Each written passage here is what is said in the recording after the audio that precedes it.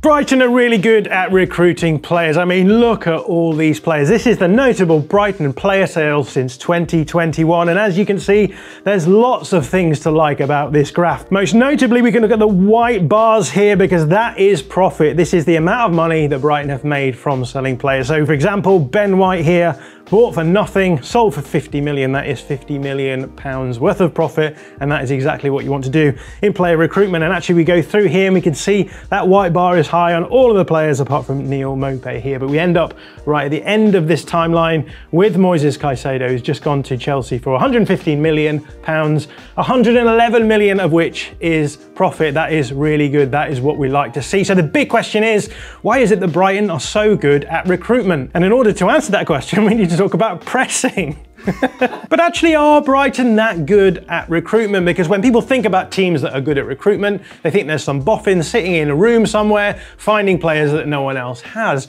I've got some quotes here from various players. So this is a quote from Evan Ferguson, who really burst onto the scene last season. And as we can see, he's saying that he did have trials with Liverpool. He decided not to go there. So this is a player who was on the radar at Liverpool. Another player who no one had heard about before they arrived at Brighton was Moises Caicedo, apart from people had heard about him. This is an article from the New York Times from Roy Smith, and what we can see here is that actually Moises Caicedo was on the radar of a number of different clubs: Manchester United, AC Milan, Club Brugge, Brighton and Chelsea. So lots of clubs knew about Moises Caicedo before he arrived at Brighton. Karim Mitoma, another player who burst on the scene last season, has become one of the most exciting players in the world right now, but he was also another player that not many of us had heard about before, except here's an article from The Guardian, which is talking about their top 100 players in the world predictions from 2020, so a long time ago. And look, here's Karim Mitoma. This is before he arrives at Brighton. He is at Kawasaki Frontale. So this is another player who is on the radar of various people. I mean, this is a sports journalist who has picked up on Karim Mitoma. He's actually played in the Olympics by this point. So we can see that all of these players who have become household names at Brighton that none of us had heard about before were actually well on the radar of a lot of people around the world before that happened. So if everyone's heard of them, why is it that these success stories only seem to happen for Brighton? And the answer to that is that successful recruitment isn't just about bringing players in, it's about what happens after that. And the reason why Brighton are so good is because they have this whole pathway that moves a player through the recruitment, the development, and then finally the integration into their first team. So let's look at each one of those areas in turn, starting with recruitment. So I've got a quote here from the owner and chairman of Brighton, a guy called Tony Bloom, and he talks about how it's really important to have a plan and a process. So what he's talking about here is that when it comes to football, people can get emotional, but it's really important for owners of football clubs to put those emotions to the back of their minds, because if they don't do that, what can end up happening is making horrendous decisions. So what is that plan? Well, fundamentally, it's to make the squad of Brighton the priority. If you bring in a new coach, they have to be able to coach that squad. If you bring in a new player, they have to be able to play for that squad. And so when it comes to recruitment, you're looking for very specific profiles of players who will fit in that squad. We've got a quote here from Paul Barber, the CEO of Brighton, where he talks about this. He says, what we don't want to do is build a squad for this coach, and then this coach leaves, and then you have to build an entirely different squad for the next coach. Which means that they don't have a haphazard approach to scouting. They're not just looking around for players who are good. What they're doing is they have a profile, and then they're thinking, who is good within this profile? That gives them a lot more specificity. It allows them to be targeted in their recruitment, and it means that they can start those players going up that pathway with much more success. So this is all about mitigating risk. They have really targeted recruitment because they want to avoid making mistakes. And another way of mitigating risk is actually by spreading that risk thinner. So I've got some data here from Billy Carpenter, who's written a fantastic piece on Scouted Football about Brighton's recruitment, which I recommend you check out. But what he's done here is he's had a look at all of the Premier League signings since 16-17, and as you can see, Brighton are in the top 3 here. They made 61 signings in that time period.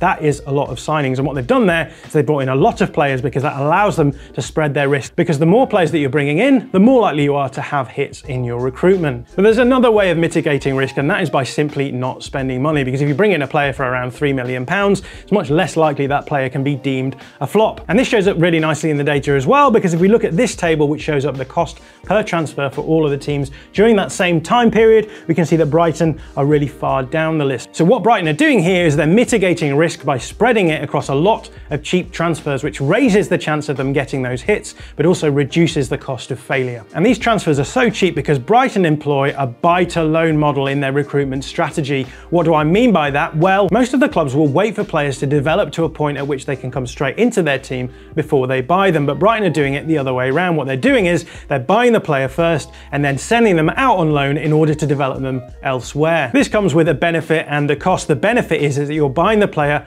earlier in that timeline, and so you can get them much cheaper. And the cost is that maybe that player won't develop the way that you think they will at that point in time. But of course, that risk is mitigated by the cost being much lower. So in many respects, Brighton are the real winners there. But this brings us on to the next step of our pathway, because the loan system is really important for Brighton's developments of their signings. And the beauty of this is that you can custom build loan spells for a player so that you can improve them in certain areas so they'll be ready to come straight into your squad. And that is exactly what we saw happen with Alexis McAllister. So here's McAllister's CV. As we can see, he's born in Argentina. He plays for Argentinos Juniors early on, and that's where he's picked up by Brighton. So we can see in 2019 he is actually bought by Brighton, but immediately goes back on loan to the club that he's already at. So they're going to continue his development there. But when he came to the end of that season, they decided he still wasn't ready to be brought back to Brighton, and what they did is they sent him out on another loan spell, but this time to Boca Juniors, who are one of the elite teams in Argentina. So they wanted him to develop something from that experience as well. And after a season there,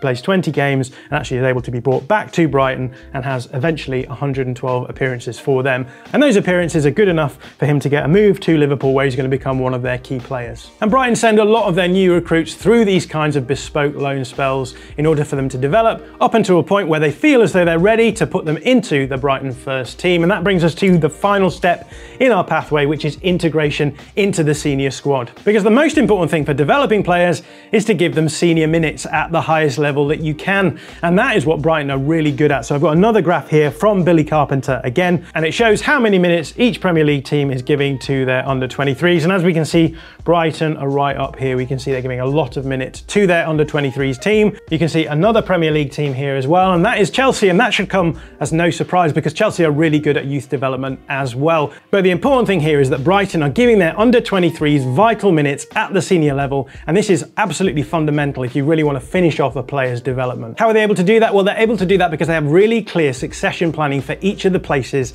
in their squad, which brings us full circle back to where we started. This is a graphic from 538, which shows Brighton's player appearances across 2023. So this is the beginning of the season, this is the end of the season, and as we can see, there are certain players who are integrated during the course of the season. So we've got Jason Steele here, he's brought in towards the end of the season, and that is actually a succession plan that allows Brighton to sell Rob Sanchez on to Chelsea because they have the next player in that succession. And we've got other players as well. Levi Colwell comes in towards the end of the season, Evan Ferguson, Julio Enciso, Facundo Buonanotte, and all of these players then are being brought through in the course of the season to see if they're ready to fill those spaces in the squad so that Brighton can actually plan towards the future. So what we see at Brighton then is not just really good recruitment, it's actually a pathway that goes all the way through. They bring in young players, they develop those players, and then they integrate them into the squad, and the fruits of their labour are those millions and millions of pounds of profit that we are seeing now. And this pathway is now so successful that it's doing a lot of the hard work for Brighton, because when young players look at this pathway, they can see that continuity through every level. They know that if they are able to go through that system, there's a good chance that they'll arrive at the top. And so when Brighton do come knocking, those young players are going to take them very seriously because they want to be the next Moises Caicedo.